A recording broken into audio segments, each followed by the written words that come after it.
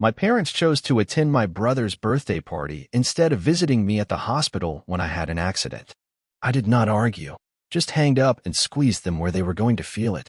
I woke up the next day with 54 missed calls, but that was just the beginning. My name is Eli. I design clean things, logos, interfaces, marketing decks. Things that make sense. Things that behave the way they're supposed to when you click on them. That's not how I describe my family. I used to think if I made enough money, kept quiet enough, stayed useful, they'd click right too. I'd send them money every month, an unspoken tithe to keep the old structure intact. It wasn't love. It was loyalty. And loyalty is just love with no receipts. The night it all broke, I was alone on a gurney, blood sticky in my hair, watching a fluorescent bulb flicker like it had a secret. Let me quickly thank you for your continuous support. This means a lot to us. If you enjoy the stories we share, kindly subscribe to this channel. It will be great if you can leave a comment on which city you are watching from. We might just give you a shout out in our next story. Today's special shout out goes to Irene Drew from Chicago. We are glad you enjoy our stories. Now let's go deeper into the story. The accident wasn't even dramatic. A delivery truck ran a red light, slammed into the side of my car while I was making a left turn home from work. I didn't black out. I remember the way the glass sparkled midair before it kissed my arm. I remember thinking how stupid I looked, bleeding into my button down like a dying intern. At the ER, the nurse asked if I wanted to call someone. I nodded, knowing what she meant. I didn't call a friend. I didn't call a coworker. I called my mother.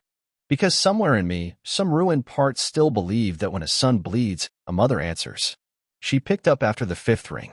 Loud music behind her. People cheering. Laughter. Eli, she said, like I'd interrupted something, not someone. I told her I'd been in an accident, that I was in the hospital. Her response was laughter again, but not at me. Someone in the room with her had probably made a joke. Oh no, she said casually. Well, it's your brother's birthday. We're having fun, but we'll talk later, okay? Not even a pause. Not even a hesitation to ask what happened, how bad it was, if I was alone. And then she hung up. Hung up on her son lying in a hospital bed like it was just a regular Thursday. I didn't cry. Not even then. I just stared at the phone screen, blinking slowly, as if giving my brain time to invent a better version of what had just happened. One where she at least asked what hospital I was in. One where she handed the phone to Dad, or asked someone to lower the music. But there was only silence now. Not even a follow-up text. I looked around the room. White sheets, plastic curtain, an untouched cup of water, and felt like I was watching someone else's life from outside a locked window. I set the phone face down and told the nurse I'd be checking myself out in a few hours. The pain in my arm was sharp, but the ache in my chest was older. More familiar. That's the thing with emotional abandonment. You feel it in your bones, like weather. I didn't speak to them again that night, or the next morning. Instead, I opened my banking app and canceled the standing order I'd been sending them every first of the month for the last 11 years. No announcement. No explanation. Just a quiet deletion of my role. I'd paid for Liam's college books, helped with a down payment when Dad got sick, covered a few family trips they never invited me on. I told myself it was what sons did. I told myself it kept me close. I lied to myself in my own voice for years. That morning, I stopped. The voicemail started by 8 a.m. 54 missed calls between both parents and two unknown numbers, probably relatives trying to fish out what happened. The first voicemail was from my mother, her voice tremulous.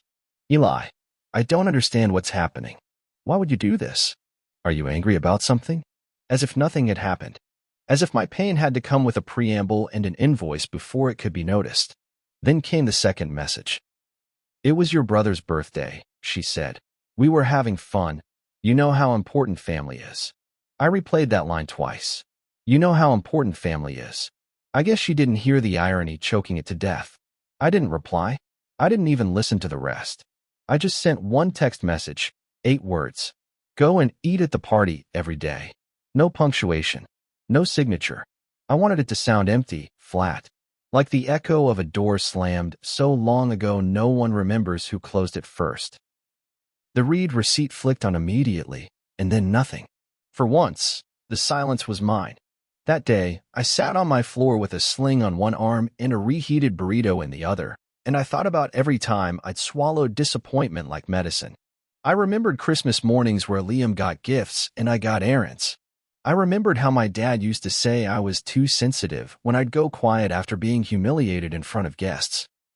I remembered the day I got promoted and drove 4 hours to tell them in person, and they asked if I could help Liam with his rent again. These memories weren't just sad, they were coded. Proof of a system, a hierarchy, and I wasn't just outside it. I'd been made to finance it. That was the night something small but permanent shifted in me. It wasn't rage. It wasn't even grief. It was detachment. That rare, irreversible clarity when you realize you've been an unpaid actor in someone else's play. And you just walked off stage mid-scene. I didn't need them to feel what I felt. I didn't need them to apologize. I just needed to no longer need them. And for the first time in my life, I didn't. I didn't answer any of their calls that week. Not the 54 from that first morning, not the 15 that followed the next day, not the 6 that came in as I brushed my teeth in the dark before work, one-handed. I let them pile up like unopened bills. Each ring was a ghost trying to crawl back through a door it had slammed shut. I played music louder. I kept my phone face down. I wasn't ignoring them out of spite. I was giving them what they gave me in that hospital room, nothing. And somehow, nothing felt more honest than the forced concern they were trying to retrofit into their timeline. There's a strange calm that settles in when you stop trying to prove you're worth loving. I didn't expect it. I thought I'd be angry, or lonely, or that some hole inside me would scream to be filled again. But I wasn't hollow. I was just still. Like when the power cuts off during a storm and everything in your apartment goes quiet.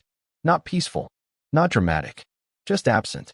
I spent those first few days sleeping on the couch, not because I had to, but because my bed felt like a place where the old version of me might return. I didn't want him back. He was too good at apologizing for things he didn't break. They started trying to reach me through other people. My aunt texted to check in, asking if I was okay and whether I was still being difficult. That word clung to me like mildew, difficult. That's what I became the moment I stopped being convenient. My cousin messaged on Instagram with a passive comment. Your mom's really upset. Just talk to her, bro. I didn't reply. Not out of pettiness. Out of clarity. That hospital room didn't just show me who they were. It showed me who I'd never been to them.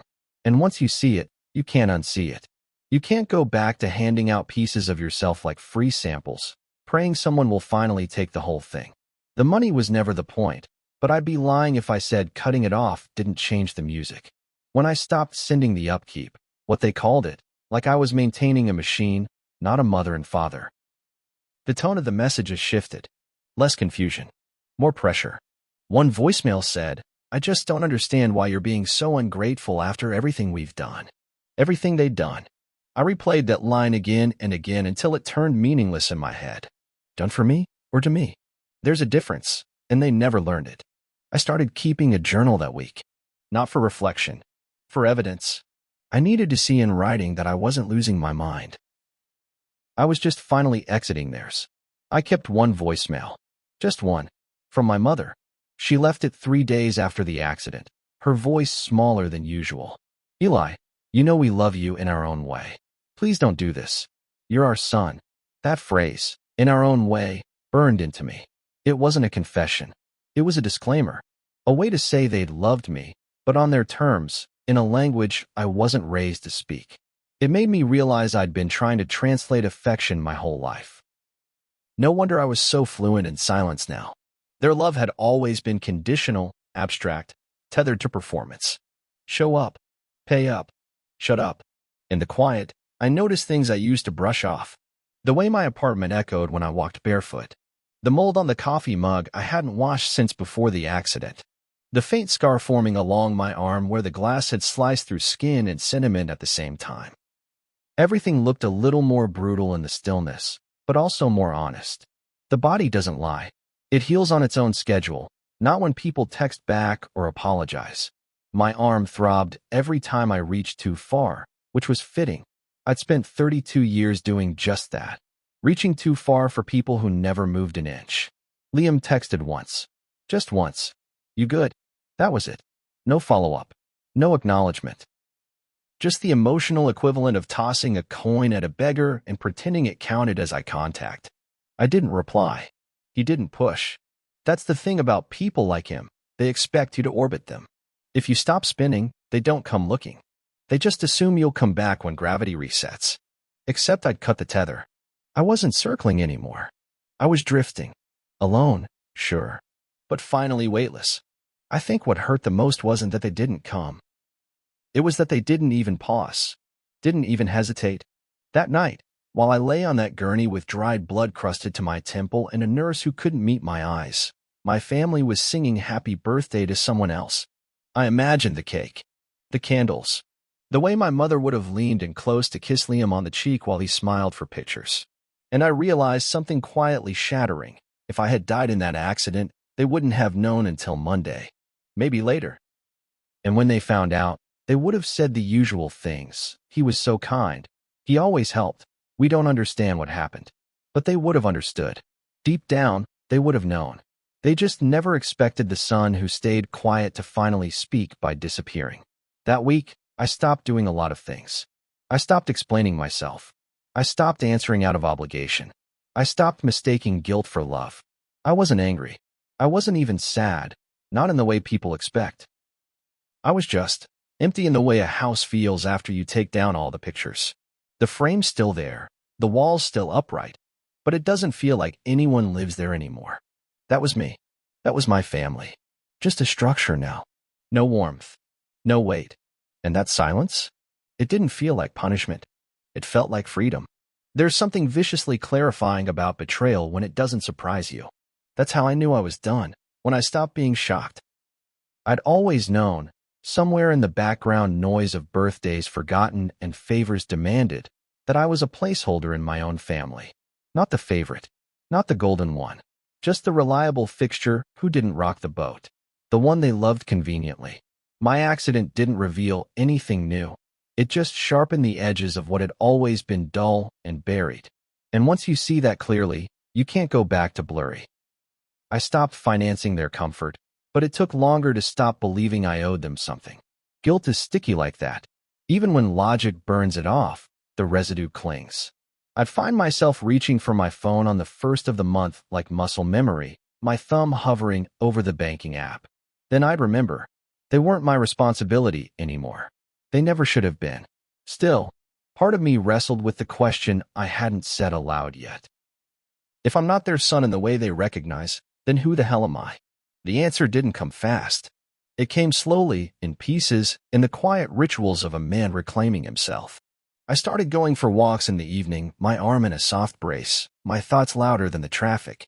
I bought groceries with no plan and cooked like a beginner, burning more meals than I kept. I donated old clothes, shredded old paperwork, and erased saved birthdays from my calendar. Not just theirs. Mine, too. I didn't want to mark another year of survival in silence. I wasn't interested in tracking time if it wasn't going to mean something. What surprised me was how little anyone followed up. The noise from the initial shock of me going dark faded fast. My father didn't call once. My brother didn't check in again. My mother sent one more message a week later. I hope you're doing okay. Please don't punish us for being happy. That one almost made me laugh. Punish them for being happy. As if my pain had been some petty attempt to dim their celebration. As if my near-death experience was an act of theatrical bitterness. It was such a profoundly backwards take. It clarified everything. They didn't see me. They saw a role, a wallet, a witness, never the whole person I tried to be. So I made a list, a literal one, on paper. I titled it, What They Don't Know About Me. At first, it was a small thing, a joke, but it grew.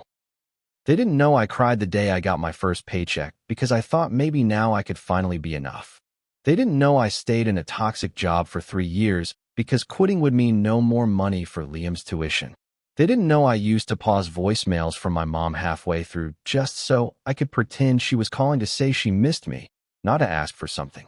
The list became a kind of therapy, a slow excavation of my own buried identity. I started therapy again, too. Real therapy, not the silent, guarded kind I tried years ago where I nodded a lot and lied even more. This time, I told the truth, that I didn't hate my family. I hated the version of me they insisted on keeping. That I wasn't angry at my brother for being loved more. I was angry at myself for trying to earn love like it was a job performance review. My therapist listened quietly and asked one question that lingered long after our session ended. If you stopped trying to be their son, what would you become? I didn't know, but I was starting to want to find out. I cleaned out my email inbox one night and found something strange, a saved draft I didn't remember writing. It was an old letter I must have started after Liam's college graduation. I'd helped pay for his final semester after he blew through his budget. The letter was soft, almost childlike. I'd written things like, I know you're proud of him, but sometimes I wish you'd see me too, and I love you both, even when it hurts. I stared at that draft like it was written by a ghost. I didn't delete it. I printed it out and folded it into my journal between entries like a fossil. Not as evidence. As warning. There was something else I did around that time that felt small but seismic. I bought myself a birthday cake. It wasn't even my birthday. I just picked a day when nobody would notice and ordered a cake with my name on it. Chocolate ganache, white icing, clean font. Happy birthday, Eli. No candles. No guests. I cut a slice, sat on the floor, and ate in silence. It wasn't about celebration. It was about reclamation. About creating the moment they never gave me. About saying, I exist. I matter. I'm not a footnote in someone else's story anymore. One night, I drafted changes to my will. Not because I'm rich. I'm not. But because what little I had, I no longer wanted tied to obligation. I removed my family as beneficiaries. Set up a simple clause to leave everything to a scholarship fund at my old community college, where nobody helped me, but I helped myself. It felt like revenge, but cleaner, calmer. Not about punishing them. About ensuring my story didn't end with them collecting one last thing from me. They'd taken enough, and I had finally learned how to say, no more. I didn't tell anyone. I didn't announce my evolution. I just changed, quietly, like a tide shifting under a moon no one notices. I didn't need to be seen anymore. I needed to be whole. And for the first time in my life, I was starting to feel like I could be. I hadn't planned to go back. Not for a meal. Not for a holiday. Not for anything with their name on it. But silence, like grief, can turn stale if you don't breathe through it once in a while. 3 months after the accident, I got a text from Liam, not long. Just, Mom wants you to come to Sunday lunch. She says she's making that thing you like. No mention of the accident. No mention of the money. No apology. Just that thing you like. As if comfort food could undo neglect. As if a roast chicken could resurrect a bond they helped bury. I stared at the text for 20 minutes. Then I said yes. Not because I missed them. Not because I believed anything had changed. I went because I needed to see them with clear eyes. I needed to stand in that house again. Not as the desperate son begging to be loved, but as a man who had left and rebuilt himself without them. I wanted to know if I could face them and feel nothing. Not hate. Not grief. Just neutrality. That was the goal. That was the test. When I pulled into the driveway, the house looked smaller than I remembered. Isn't that always the way? Places shrink when the illusions die. I sat in the car for a full minute before stepping out. It was quiet, too quiet for a Sunday lunch. No laughter spilling from the kitchen. No music playing from the speakers like it used to during Liam's endless celebrations. Just the hum of the neighbor's lawn mower and the low sound of my own breath. I knocked once, then let myself in. Same house. Same smell. That strange mix of cinnamon, dust, and denial. My mother met me at the door with a smile that didn't quite reach her eyes. Eli, she said, like she was practicing. Like she had rehearsed it. She went in for a hug, and I let it happen, but didn't return it. Not really. Her arms around me felt more like wires than warmth. Dad was in the living room pretending to read a newspaper, his glasses low on his nose. Liam sat at the table scrolling through his phone, nodding at me like this was just another Sunday. No one mentioned the accident. No one asked about my arm. They just offered plates and pleasantries like it hadn't happened. We sat in silence that was peppered with surface talk. Weather, work, gas prices. My mother kept looking at me like she was waiting for something, some cue that the slate had been wiped clean. But I wasn't giving her that. I ate slowly, methodically. The chicken was fine. It wasn't the thing I liked. It never had been. That was another myth they'd invented, like the story about how I was always so responsible, which really just meant easy to overlook. After 20 minutes of false peace, I placed my fork down and spoke the words I came to say. "I've taken you off my accounts," I said calmly. "There won't be any more support. Not financial, not legal, not anything." The words didn't shake. My hands didn't tremble. I watched the storm land behind my father's eyes first. He flinched like I'd cursed. My mother blinked, her fork halfway to her mouth. Liam let out a dry laugh, not because it was funny, but because it was his only language for discomfort. "Are you serious?" he asked, still not looking up. "You're actually cutting everyone off? For what? One bad night?" I turned to him slowly, like studying a museum piece I used to know. "You were there," I said. "You heard me say I was in the hospital, and you turned the music up." That quieted the room. My mother finally put her fork down. "Eli," she whispered, like she was the one who'd been wounded. "You're being dramatic." We didn't understand how serious it was. "If we'd known, but you didn't ask," I cut in. "That's the part that matters. You didn't ask. You didn't pause. You didn't care. You had cake to cut." The silence that followed was uglier than shouting. I wasn't yelling. I didn't need to. When people are used to your compliance, your calm refusal becomes an act of war. My father cleared his throat, said something about how families go through rough patches, that this wasn't the way to handle it, that we could figure it out like mature adults. But there's a kind of maturity that grows out of being left behind. I found mine in a hospital bed surrounded by strangers, not here, not in this house where guilt passed for glue. I stood up, not rushed, not dramatic, just done. I came to say it in person because I owed myself that. I wanted to see your faces. Now I have. My mother started crying then. Not loud sobs, soft, performative tears. "You're our son," she said again. "This isn't you." I paused at the door and looked back one last time. "That's the thing," I said. "This is me. You just never saw him because you never bothered to look past what I gave you." As I stepped outside, I noticed the family portrait still hanging in the hallway. It hadn't changed in years. Liam in the center, my parents flanking him, me on the edge, slightly out of frame, slightly blurred. I walked over to it, straightened it, not because I cared, but because I wanted the symmetry. I wanted the final image in that house to be neat. Not out of respect, out of closure. The air outside felt cleaner, lighter. I got in my car and didn't look back. Not once. Not when I backed out of the driveway. Not when I turned the corner. Not even when my phone buzzed with a new voicemail. I didn't need to hear it. I already knew the tone, the guilt, the plea, the manipulation wrapped in grief. I let it ring out and pressed delete before the message could finish. That house could keep its ghosts. I drove in silence, windows down, letting the wind hit my face like an exorcism. For the first time in 32 years, I had spoken without fear of losing them. Because the truth is, I'd already lost them. And they had never once stopped to notice. It didn't take long for the fallout to begin, not the kind that explodes overnight, but the quieter kind that creeps, like water damage under paint. At first, there was silence. 3 full days of it. No texts, no calls. I thought maybe, just maybe, they understood, that they were finally sitting with the truth. But people like my family don't sit with anything. They reshape reality to make themselves comfortable again. On the 4th day, my aunt called. I didn't answer. She followed up with a message. "Your mom's devastated. You could have handled this better." That word again. Better. Translation, quieter. Translation, the way they prefer their pain, private, polite, and under control. Then came the digital theatrics.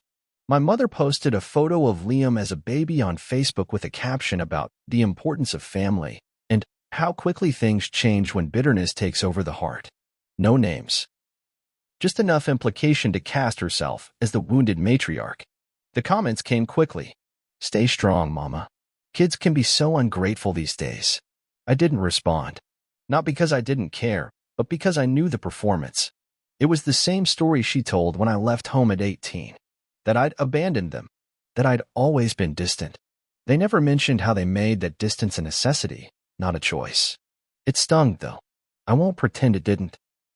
Watching strangers who knew nothing about me console the woman who left me bleeding in a hospital bed. watching my brother like the post without saying a word. I had to remind myself this wasn't about them understanding me anymore. That ship had sunk. I wasn't trying to swim back to it. I was building something new on the shore. And part of that meant letting their version of me die in the eyes of people who never really saw me to begin with. There was one unexpected consequence I hadn't considered. My brother's business, some half-baked crypto venture I'd been quietly bankrolling for over a year, began unraveling. He called me once, late at night. No, how are you? No acknowledgement of anything that had happened. Just a clipped, irritated. The funding didn't go through this month. Did you change the setup? I let him sit in the silence long enough to feel it. Then I said, yes. That was it. No justification. No lecture. Just the reality. He sighed like a man inconvenienced by someone else's boundaries. You're really gonna screw me over for some family drama? I didn't answer. I hung up. I'd carried that boy's weight for years. Covered his rent when he blew his money. Helped him dodge consequences he never learned to fear. I used to think that was what being a good brother meant, picking up the slack. But all it ever did was teach him that I'd absorbed the damage without complaint. That I was the safety net. The fixer. The reliable one. And when I stopped playing the role, he didn't see a brother. He saw a betrayal. That's the thing about silent sacrifices. They only feel noble until you realize nobody was watching. I brought all this into therapy, trying not to sound smug. I didn't want to mistake control for healing. My therapist asked how I felt watching their lives adjust without me. I said it was like watching a machine keep running after you remove one of the gears. Noisy, unsteady, but still moving. She asked what I missed most. I said I didn't miss them. I missed the version of me who still believed they might change. The version who still hoped. Grieving that part of myself was harder than cutting them off, because it meant saying goodbye to hope. And hope, even when it's killing you, feels like love in disguise. The guilt crept back some nights. I'd find myself rereading old texts, trying to see if I was overreacting. If maybe I had misunderstood something. If maybe there had been a signal I missed, some sliver of concern I failed to register. But there never was. Just history on repeat, requests, expectations, emotional avoidance wrapped in family branding. I reminded myself that guilt isn't always a moral compass. Sometimes it's just the residue of control, of being conditioned to shrink so others don't have to stretch. The strangest thing was how quiet my life became. No calls, no obligations, no subtle cues to perform. I didn't realize how much of my mental real estate they had occupied until they were gone. I started sleeping better, eating better. I found new music, new routines, new people. A coworker invited me to a small gathering, and for the first time, I went without feeling like I was abandoning someone. I didn't have to check in, didn't have to send proof of my whereabouts like a guilty spouse. I could just exist, just be. And that freedom tasted better than any birthday cake they ever forgot. I thought about writing them one last time. Not a letter of explanation, a boundary, something final. But I didn't. Not yet. I wasn't ready. Not because I was uncertain, but because I wanted to do it from a place of peace, not pain. I didn't want the last thing they heard from me to be a scream. I wanted it to be a closed door, a gentle click, a silence that wasn't a punishment, but a liberation. Some nights I'd still catch myself imagining what would happen if I got sick again. If I ended up in another hospital bed, would I call them? Would they come? The answer didn't matter anymore. The real shift wasn't in what they'd do. It was in what I wouldn't. I wouldn't call. I wouldn't expect. I wouldn't offer myself as a test of their love again. I was done being the experiment in a family that only ran on results that favored someone else. They weren't crying because they lost me. They were crying because they lost control. And I was finally okay with that. I didn't mark my birthday that year. Not with a post. Not with a dinner. Not even with the little cake I bought for myself a few months back. I let the day pass like wind through an open window, silent, unnoticed, and clean. I think that's what freedom looks like when you're not used to it. It doesn't arrive with fanfare. It creeps in the way absence does, slow, then all at once. No text from my parents. No call. Not even a recycled Facebook memory. I didn't expect one. I didn't want one. I had taken the power back, and now I was the one choosing silence. But something inside me was restless. Not angry. Not grieving. Just unfinished. Like a sentence I'd never spoken aloud. So I sat down one morning, just after sunrise, and I wrote a letter. Not for them. For me. I didn't plan it. My hand just moved. The pen moved like it knew something I hadn't admitted yet. I titled it simply, "For when they say they didn't know." That was the phrase I kept hearing in my head. The one they'd probably use years from now, to some distant cousin or friend or social worker if I ever disappeared for good. We didn't know he was hurting. He never said anything. And I couldn't bear the thought of them getting away with that story. So I wrote the real one. In quiet, brutal sentences. "I called you from the hospital," I began, "not because I needed you to fix anything, but because I needed to know if I mattered when it wasn't convenient." I told them about the silence, the birthdays missed, the weight I carried without thanks. I wrote about the way their love always came with a receipt and how I was tired of paying with pieces of myself. I told them that I wasn't cutting them off because I hated them, but because I finally loved myself more than the hope that they'd change. That was the shift. That was the revelation. I didn't cry writing it. Not once. That's how I knew I meant every word. It wasn't rage. It was release. It was standing at the edge of a cliff I'd once feared and realizing the fall was behind me. I wrote about Liam, how I didn't blame him anymore. How he was just a symptom of a system. The favored one. The curated one. The mirror they liked better because it reflected them. I didn't forgive him, but I stopped needing him to know why. He wouldn't understand. And that was okay now. The letter ended with a line I didn't plan, but felt truer than anything I'd ever said to them in person. "I was your son, but only when it served you. I've stopped being that. And I'm finally breathing." I signed it with my full name. Not Eli, not the nickname they used when they wanted something. Just the version I'd built alone, $1, one scar, one morning at a time. I folded the letter twice and sealed it in an envelope with no address. Then I sat with it for a while. The question hung over me like fog. Would I send it? The answer came that night. I lit a single match and watched the letter curl into flame in a steel sink, the paper collapsing inward like a tired truth letting go. I didn't do it for revenge. I did it for closure. The words had already done their work. I didn't need them to read it. I just needed to say it, to remove it from my chest and place it somewhere final. Fire, I realized, doesn't just destroy. It purifies. The smoke rose quietly and left no trace but calm. Weeks passed, then months. I didn't unblock their numbers. I didn't check their profiles. I didn't ask my relatives for updates. I didn't need to. I knew who they were. More importantly, I finally knew who I was without them. That version of me, the one who needed their approval like oxygen, is gone. And in his place is someone quieter, more deliberate. A man who still remembers pain, but no longer lets it pilot the ship. The last symbolic act came without ceremony. I changed the contact names in my phone. Mom became former number. Dad became no ID. It wasn't about erasing them. It was about naming them accurately. The roles they used to hold were gone. The space they took up in my life had been repurposed for people who actually saw me, who asked how I was without needing anything, who showed up because they wanted to, not because I had to remind them I existed. That's the part no one tells you about quiet revenge. It doesn't end with fireworks. It ends in peace. It ends in mornings where you don't check your phone and birthdays where your worth isn't measured in who remembers. It ends in silence that finally feels clean. Somewhere out there, I imagine they're still telling their version. That I was cold. That I drifted. That I was the difficult one. Let them. I've stopped needing to correct the record. The truth lives in how I wake up now.